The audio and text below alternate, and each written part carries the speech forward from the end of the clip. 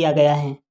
Hello friends, आप सभी का स्वागत है आपके अपने ही YouTube channel LGR study polytechnic में। दोस्तों, आपको बता दें कि इस वीडियो सीरीज में हम पॉलिटेक्निक प्रवेश परीक्षा 2010 से लेकर के अब तक में पूछे गए सभी क्वेश्चन का तैयारी आप लोगों को इस वीडियो सीरीज में हम लोग को करवाने वाले हैं। तो यह वीडियो सीरीज आप लोगों के लिए काफ़ी महत्वपूर्ण है, क्योंकि जब आप प्रीवियस ईयर में पूछे गए क्वेश्चन यानी कि पिछले सालों में पूछे गए क्वेश्चन का तैयारी करते हैं तो सबसे फर्स्ट जो है यहाँ पर आप लोगों को फ़ायदा मिलता है कि आपको यह पता चलता है कि आखिर जो है पॉलिटेक्निक प्रवेश परीक्षा में किस टाइप का क्वेश्चन पूछा जाता है। दूसरा फ़ायदा यहाँ से यह भी मिलता है कि बहुत बार क्वेश्चन जो है पिछले सालों से ही उठा करके डाल दिया जाता है, यानी कि क्वेश्चन रिपीट हो जाता है। तो उस स्थिति में आपको डायरेक्ट जो है फ़ायदा मिल जाएगा, डायरेक्ट क्वेश्चन आप जो है सॉल्व कर पाएंगे। तो यह वीडियो आप लोगों के लिए काफ़ी महत्वपूर्ण है। चलिए जो है आज का वीडियो शुरू करते हैं। आपको बता दें कि आज जो है सबसे पहले हम 2010 से क्या करेंगे, स्टार्टिंग करेंगे। 2010 से हम लोग स्टार्ट करेंगे, इसी तरह से 2011, 2012, 2013 इस तरह से करते करते हम लोग जो है अब तक में पूछे गए सभी क्वेश्चन का साल बाय साल जो है तैयारी इस वीडियो सीरीज में हम आप लोगों को करवाने वाले हैं। तो यह वीडियो सीरीज आप लोगों के लिए काफ़ी महत्वपूर्ण है। तो जो लोग अभी तक इस चैनल को सब्सक्राइब नहीं किए हैं और इस वीडियो के नीचे अगर आप लोगों को लाल रंग का बटन दिख रहा है तो उसको दबा करके चैनल को सब्सक्राइब कर लीजिए। बगल में घंटी का निशान आएगा, उस पर भी क्लिक करके ऑल पर सेलेक्ट कर लीजिएगा, ताकि आगे आने वाले सभी वीडियो का नोटिफिकेशन सबसे पहले आपको मिल सके। तो चलिए जो है स्टार्टिंग करते हैं। आपको बता दें कि यह जो क्वेश्चन आपको दिख रहा है यह 2010 का है। कब का है? 2010 का है। तो 2010 में जो है सबसे पहले आपको यहाँ से 1 नंबर क्वेश्चन से हम लोग स्टार्ट करेंगे। फिजिक्स, केमिस्ट्री, मैथ से क्वेश्चन पूछा जाता है, आप लोगों को पता होगा। तो फिजिक्स से ही स्टार्टिंग होता है, तो फिजिक्स से ही हम लोग भी स्टार्टिंग करेंगे। यहाँ जो आज का आपका फर्स्ट महत्वपूर्ण क्वेश्चन है, पूछा जा रहा है कि निम्नलिखित में से कौन नाभिकीय विखंडन की क्रिया से जुड़ा है। नाभिकीय विखंडन के क्रिया में मतलब कौन सा यहाँ पर जो है ये निम्नलिखित में से कौन भाग लेता है, सिंपली यह आपको बताना है। तो एक का जो ए ऑप्शन है आपका बिल्कुल ही सही हो जाएगा। 92U235 आप याद रखेंगे। यूरेनियम 235 92 जो है यह भाग लेता है, यह आप याद रखेंगे। नेक्स्ट 2 नंबर क्वेश्चन काफ़ी महत्वपूर्ण है और बार बार पूछा गया इस क्वेश्चन को आगे आपको देखने को मिलेगा। क्वेश्चन है कि सूर्य की ऊर्जा इससे आती है। सूर्य में जो ऊर्जा है वो किसके कारण आती है, यह आपको बताना है, ठीक है। तो 2 नंबर क्वेश्चन का डी ऑप्शन आपका बिल्कुल ही सही होगा। हाइड्रोजन के हीलियम में बदलने से जो है याद रखिएगा आपकी सूर्य में जो है ऊर्जा आती है। और हाइड्रोजन का हीलियम में बदलना जो है यह आपको बता दे कि यह कहलाता है नाभिकीय संलयन। क्या कहलाता है? नाभिकीय संलयन कहलाता है। और नाभिकीय संलयन भी अगर ऑप्शन में आ जाए तो उसको भी आप क्या कर सकते हैं, टिक लगा सकते हैं। नेक्स्ट आपका जो 3 नंबर महत्वपूर्ण क्वेश्चन है, पूछा जा रहा है कि नंगी आँख से कितने ग्रह देखे जा सकते हैं। नंगी आँखों से आपको बता दें कि आप 5 ग्रह को देख सकते हैं। कितने ग्रह को? तो 5 ग्रह को आप जो है नंगी आँखों से देख सकते हैं, या आप याद रखेंगे। आगे बढ़ने से पहले आपको बता दें कि पॉलिटेक्निक प्रवेश परीक्षा के बेहतर तैयारी के लिए अगर अभी तक आप हमारे मोबाइल ऐप को डाउनलोड नहीं किए हैं तो इस वीडियो के डिस्क्रिप्शन बॉक्स में आपको हमारे मोबाइल ऐप का लिंक मिल जाएगा, जिस मोबाइल ऐप पर आपको पॉलिटेक्निक प्रवेश परीक्षा के बेहतर तैयारी के लिए सभी सब्जेक्ट के महत्वपूर्ण क्वेश्चन का PDF आपको चैप्टर वाइज हमारे मोबाइल ऐप पर मिल जाएगा। और प्रीवियस ईयर में पूछे गए क्वेश्चन का PDF भी आपको आंसर के साथ हमारे मोबाइल ऐप पर मिल जाएगा। तो जो लोग अभी तक हमारे मोबाइल ऐप को डाउनलोड नहीं किए हैं तो इस वीडियो के डिस्क्रिप्शन बॉक्स में आप लोगों को हमारे मोबाइल ऐप का लिंक मिल जाएगा, वहाँ से ज़रूर जो है आप लोग डाउनलोड कर लीजिएगा। या नहीं तो प्ले स्टोर पर भी आप सर्च कर सकते हैं। ये अच्छा हुआ कि इस वीडियो के डिस्क्रिप्शन में लिंक है, वहाँ से ही आप लोग जो है मोबाइल ऐप जरूर डाउनलोड कर लीजिए, जो लोग अभी तक डाउनलोड नहीं किए हैं। नेक्स्ट आप 4 नंबर क्वेश्चन को देखेंगे। पूछा जा रहा है कि निम्नलिखित में से महत्तम खगोलीय इकाई कौन सी है। महत्तम खगोलीय इकाई कौन सी है? तो 4 का जो आपका सही आंसर होगा वो बी होगा। डैट मीन्स पारसेक जो है याद रखेंगे, ये पारसेक होता है। टाइपिंग मिस्टेक आप समझ सकते हैं। पारसेक जो है महत्तम मतलब जो है सबसे बड़ा जो है खगोलीय इकाई है, या दूरी नापने का यंत्र होता है, याद रखेंगे, ये मात्रक होता है। नेक्स्ट आप जो है 5 नंबर क्वेश्चन को देखेंगे। पूछा रहा है कि सूर्य का अपना अक्ष है। सभी पता है आपको कि सूर्य का अपना अक्ष है, अंक अक्ष है, जिस पर लगभग वह इस काल में घूर्णन करता है। तो सूर्य को बता दें कि अपने अक्ष पर घूर्णन करने में 24 घंटे लगते हैं। तो 24 यहाँ पर आपका बिल्कुल ही सही होगा, 24 घंटे। और घूर्णन गति के कारण ही दिन और रात होता है, यह भी आप याद रख सकते हैं। नेक्स्ट आप देखेंगे 6 नंबर महत्वपूर्ण क्वेश्चन को। पूछा जा रहा है कि 2 वस्तुओं के बीच गुरुत्वाकर्षण बल इस पर निर्भर नहीं करता है। गुरुत्वाकर्षण बल किस चीज़ों पर निर्भर नहीं करता है, यह आपको बताना है। तो यहाँ पर 6 का जो आपका सही आंसर होगा वो सी होगा। आप याद रखेंगे उनके द्रव्यमानों के योग पर निर्भर नहीं करता है, क्योंकि गुरुत्वाकर्षण बल का जो फार्मूला होता है F बराबर G(m1m2/r² होता है। ठीक है, m1m2/r² होता है। तो यहाँ पर आप देख सकते हैं कि निर्भर करेगा किस पर, तो द्रव्यमान के गुणनफल पर, क्योंकि आप ऊपर में देख रहे हैं m1 × m2 है, उसके द्रव्यमान के योगफल पर निर्भर नहीं करता है, यह आप याद रखेंगे। नेक्स्ट 7 नंबर जो महत्वपूर्ण आपका क्वेश्चन है, काफ़ी अच्छा क्वेश्चन है, यहाँ पर हल्का इसको ऊपर कर देते हैं। हाँ देखेंगे आप जो है, आप 7 नंबर क्वेश्चन को पूछा जा रहा है कि द्रव्यमान 20 kg के एक पिंड को 2 मीटर की ऊंचाई से गिराया जाता है। यदि जी का मान कितना हो, 10 मीटर प्रति सेकेंड स्क्वायर है, तब आपको बताना है कि पृथ्वी पर टकराने से ठीक पहले पिंड की गतिज ऊर्जा कितना होगा, यह आपको बताना है। तो गतिज ऊर्जा के बारे में आपको बताना है कि कितना होगा, जबकि ऊंचाई 2 मीटर है, द्रव्यमान 20 kg है और जी का मान आपको 10 मीटर प्रति सेकेंड स्क्वायर दे दिया गया है। तो आपको पता होना चाहिए कि काइनेटिक एनर्जी, ठीक है, और पोटेंशियल एनर्जी जो होता है दोनों सेम होता है, सेम उसका वैल्यू होता है, और इसका जो फार्मूला होता है वो होता है mgh होता है। काइनेटिक एनर्जी और जो आपका पोटेंशियल एनर्जी है, इस स्थिति में वहाँ पर सेम हो जाता है, और इसका फार्मूला mgh होता है। और mgh जब यहाँ पर निकालेंगे आप, तो यहाँ आप देखेंगे कि m का मान कितना है, 20 है, तो 20 गुने, और g का मान आप देख सकते हैं कि 10 दिया गया, तो 10 ले लेंगे, और h यहाँ पर देख सकते हैं कि 2 है, कितना है, 2 है। तो mgh करेंगे तो क्या होगा, 20 दूना आपका 20 दाएँ 200 हो जाएगा, और 200 दूना कितना हो जाएगा, 400 जूल। यहाँ पर ए ऑप्शन बिल्कुल ही सही हो जाएगा, 400 जूल आप याद रखेंगे। किस तरह है आप समझ गए होंगे। नेक्स्ट 8 नंबर क्वेश्चन को देखेंगे। 8 नंबर क्वेश्चन जो है उससे भी काफ़ी महत्वपूर्ण है। बोला जा रहा है कि जब नमक को बर्फ़ के साथ उचित रूप से मिश्रित किया जाता है, तब बर्फ़ का गलनांक कितना होगा। जब आप बर्फ़ में क्या करते हैं, नमक मिला देते हैं, नमक मिलाते हैं, तो उसका गलनांक पर, उसके गलनांक पर क्या प्रभाव पड़ेगा। तो 8 का जो यहाँ पर आपका सही आंसर होगा वो ए होगा। डैट मीन्स आप देख सकते हैं कि कम हो जाता है, क्या हो जाएगा, बर्फ़ का गलनांक जो है कम हो जाएगा, गलना वो कम कर देगा। 9 नंबर जो आपका क्वेश्चन है, पूछा जा रहा है कि 0 डिग्री सेल्सियस पर 5 ग्राम बर्फ़ और 45 डिग्री सेल्सियस पर 20 ग्राम जल को जो है मिश्रित किया जाता है, मिश्रण का तापमान होगा। मिश्रण का तापमान क्या हो जाएगा, जब आप 0 डिग्री सेल्सियस के बर्फ़ में से आप कितना लेते हैं, 5 ग्राम लेते हैं, और 45 डिग्री सेल्सियस गर्म 20 ग्राम जल लेते हैं, और दोनों को मिला देते हैं, तो जो मिक्सचर बनेगा उसका तापमान कितना होगा। तो 9 का जो यहाँ पर आपका सही आंसर होगा और वो आपका जो है बी हो जाएगा, याद रखेंगे 20 कितना हो जाएगा, तो 20 डिग्री सेल्सियस हो जाएगा। नेक्स्ट आप देखेंगे 10 नंबर क्वेश्चन को। क्वेश्चन है कि वाई अक्ष पर, है ना, सेंटीग्रेड और एक्स अक्ष पर संगत फ़ारेनहाइट को लेकर एक ग्राफ आलेखित किया जाता है।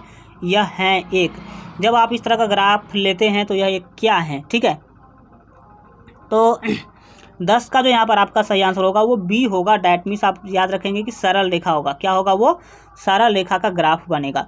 नेक्स्ट आप 11 नंबर क्वेश्चन को देखेंगे। 11 नंबर क्वेश्चन है कि बर्फ़ का पानी में बदलना है एक कैसा परिवर्तन है। तो बर्फ़ का पानी में बदलना भौतिक परिवर्तन होता है। तो यहाँ पर आपका जो है सही जो आंसर हो जाएगा, यहाँ 11 का जो सही आंसर होगा वो आपका बी हो जाएगा। 11 का बी ऑप्शन आपका बिल्कुल ही सही आंसर होगा। नेक्स्ट आप देखेंगे 12 नंबर क्वेश्चन को। 12 नंबर जो क्वेश्चन है, पूछा जा रहा है कि परम ताप इसके बराबर है। परम ताप किसके बराबर होता है। तो 12 का यहाँ पर जो आपका सही आंसर हो जाएगा वो डी होगा। याद रखेंगे कि परम ताप का जो वैल्यू होता है -273.15 डिग्री सेल्सियस होता है, ठीक है। नेक्स्ट आप 13 नंबर क्वेश्चन को देखिए। 13 नंबर क्वेश्चन है, एक तरंग 0.8 सेकेंड में 24 चक्र पूरा करती है, तरंग की आवृत्ति कितना होगा, यह आपको बताना है। तो आवृत्ति क्या होता है, तो 1 सेकेंड में पूरा किया गया चक्र ही आवृत्ति कहलाता है। तो यहाँ पर आप देख सकते हैं कि 8 सेकेंड 0.8 सेकेंड में कितना चक्र पूरा किया जा रहा है, तो 24 चक्र पूरा किया जा रहा है। तो इसीलिए 1 सेकेंड में कितना चक्र पूरा किया जाएगा, यह आप निकाल लीजिए, आपका आंसर आ जाएगा। तो 1 सेकंड में निकालने के लिए क्या करना होगा, 24 को आपको भाग दे देना होगा 0.8 से, और 24 को 0.8 से जैसे ही भाग करेंगे तो आपको मिलेगा 30। कितना मिलेगा, 30, और यही 30 फाइनल आंसर हो जाएगा, 30 हर्ट्ज। ए ऑप्शन आपका बिल्कुल ही सही होगा, क्योंकि 1 सेकेंड में पूरा किया गया चक्र ही आवृत्ति कहलाता है। ठीक है, तो 30 यहाँ पर आपका बिल्कुल ही सही आंसर होगा। किस तरह से आप समझ गए, 30 हर्ट्ज यहाँ पर आपका सही आंसर होगा। देखेंगे 14 नंबर क्वेश्चन को। क्वेश्चन है कि प्रतिध्वनि सुनाई देगी यदि एक दीवार से मूल ध्वनि परावर्तित होकर इतने समय पश्चात हमारे कानों तक पहुँचेगी। तो 14 का जो सही आंसर होगा वो यहाँ पर आपका डी होगा, क्योंकि 0.1 सेकेंड जो है प्रतिध्वनि सुनाई देने का जो है टाइम होना चाहिए।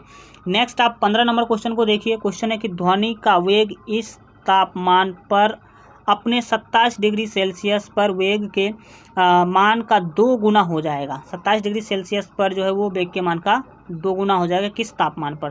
तो यहाँ पर आपका 15 का जो सही आंसर हो जाएगा वो यहाँ पर ए होगा, डैट मीन्स 927 डिग्री सेल्सियस, बिल्कुल सही आंसर होगा। नेक्स्ट 16 नंबर क्वेश्चन है, 60 डिग्री के कोण पर आनत, मतलब 60 डिग्री कोण पर झुका हुआ 2 समतल दर्पण के बीच जब एक वस्तु को रखा जाता है तब बनने वाले प्रतिबिंब की संख्या होगी। तो समतल दर्पण को जब आप झुका करके रखते हैं और उसमें कितना फिगर बनेगा आपको यह निकालना है, तो उसका जो फार्मूला, फिगर की संख्या का फार्मूला आपको बता दे कि फिगर जो जितना बनेगा उसका संख्या आपको निकालना है। तो एक फार्मूला याद रखिएगा, 360 डिग्री बट्टे थीटा और -1 बट्टे थीटा -1। तो यहाँ पर आप क्या करेंगे, 360 तो 360 है, यहाँ पर 360 आप ले लीजिए, ठीक है। और बट्टे में थीटा का वैल्यू आप देख सकते हैं कि 60 डिग्री दिया जा रहा है, तो यहाँ पर आप 60 ले लेंगे और उसमें से माइनस क्या कर देंगे, 1 कर देंगे। तो देखिए 1 0 से 1 0 कट जाएगा, 6 छक्के 36 कट जाएगा, और 36 में से 1 घटा देंगे, 6 में से 1 घटा देंगे तो आपको मिलेगा 5। तो यहाँ पर 5 आपका सही आंसर होगा, डैट मीन्स सी ऑप्शन आपका बिल्कुल ही सही हो जाएगा। जो 2 समतल दर्पण अगर 60 डिग्री के कोण पर झुका होगा तो उसके बीच में जो भी वस्तु रखा जाएगा तो उसका कितना फिगर बनेगा, तो 5 फिगर बनेगा, आप याद रखेंगे, ठीक है। नेक्स्ट आप जो है 17 नंबर क्वेश्चन को देखिए। पूछा जा रहा है कि एक अभिसारिक, क्या बोला गया, एक अभिसारिक लेंस का अपवर्तनांक 0.6 है, वायु में लेंस की फोकस दूरी 20 सेमी है, पानी में डूबने पर लेंस की फोकस दूरी होगी। जैसे पानी में डूबता है तो याद रखिएगा कि फोकस दूरी जो है अधिक हो जाता है। तो यहाँ पर आपका 17 का जो सही आंसर होगा वो बी होगा, 20 सेमी से अधिक हो जाएगा, क्योंकि पहले तो था 20 सेमी, आपने पानी में डुबा दिया तो पानी में डुबाने के बाद उसका जो फोकस दूरी है वो बढ़ जाता है, यह याद रखेंगे। नेक्स्ट 18 नंबर क्वेश्चन है। क्वेश्चन के द्वारा पूछा जा रहा है कि मानव आँख को देखने वाला प्रकाश तरंगदैर्ध्य है। मानव आँख को दिखने वाला मानव आँख जो है कितने तरंगदैर्ध्य के प्रकाश को देख सकता है, ये आपको बताना है। तो 18 का यहाँ पर सी ऑप्शन आपका बिल्कुल जो है सही होगा, याद रखेंगे। 600 nm, डैट मीन्स 600 नैनोमीटर तरंगदैर्ध्य वाले प्रकाश को मानव आँख देख सकते हैं। नेक्स्ट 19 नंबर क्वेश्चन है कि यदि एक आवर्धन कांच की फोकस दूरी 2.5 सेमी, तब यह एक वस्तु को आवर्धित कर सकता है। जिस कांच का फोकस दूरी 2.5 सेमी है तो वो कितना गुना तक आवर्धित कर सकता है किसी भी वस्तु को, यह आपको बताना है। तो 19 का यहाँ पर आपका बी ऑप्शन जो है सही होगा, 11 गुना। याद रखें कितना गुना, 11 गुना आपका सही आंसर होगा। नेक्स्ट 20 नंबर महत्वपूर्ण क्वेश्चन है कि आँख का लेंस दृष्टि पटल पर जिस प्रतिबिंब का निर्माण करता है वह होता है। आँख में आप सभी को पता होना चाहिए कि उत्तल लेंस होता है, और उत्तल लेंस किस प्रकार का फिगर बनाता है वो आपको पता होना चाहिए। तो उत्तल लेंस जो है वास्तविक और प्रतिलोम फिगर बनाता है। तो आँख भी किसी भी वस्तु का वास्तविक और प्रतिलोम, डेट मीन्स उल्टा फिगर बनाता है, यह आप याद रखेंगे। नेक्स्ट 21 नंबर क्वेश्चन को देखेंगे। बोला जाए कि यदि उदासीन बॉल से, कोई बॉल है जो उदासीन है, उससे कोई चार्ज नहीं है, और उससे आप क्या करते हैं, 10,000 इलेक्ट्रॉन निकाल लिए जाते हैं, तो समप्रति मतलब निकालने के बाद इस पर आवेश कितना होगा, उस बल्ब पर आवेश कितना होगा, यह आपको बताना है।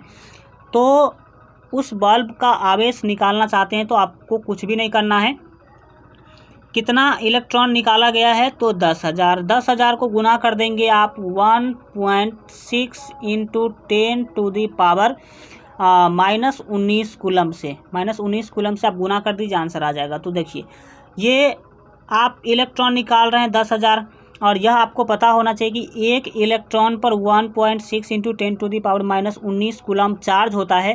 तो इस दोनों को गुना कर देंगे तो जो वैल्यू मिलेगा वही आपका आंसर होगा। तो जब आप इस दोनों को गुना करेंगे तो यहाँ पर आपको मिलेगा 1.6 इंटू 10⁻⁻15 कूलम। यहाँ पर आपका बिल्कुल ही सही होगा, क्योंकि देखिए -19 है और ये 5 जीरो क्या होगा, 4 जीरो जब आप इसमें से क्या कर देते हैं, घटा देते हैं, 4 जीरो जैसे जाएगा तो गुना हो जाएगा, तो ये घट के 15 हो जाएगा। ठीक है, नेक्स्ट हम बढ़ते हैं 22 नंबर क्वेश्चन को देखेंगे। क्वेश्चन है कि एक इलेक्ट्रॉन से एक प्रोटॉन को समान, एक इलेक्ट्रॉन से क्या बोला गया, एक इलेक्ट्रॉन से एक प्रोटॉन को समान विभवांतर से होकर जो है त्वरित किया जाता है, तब क्या होगा।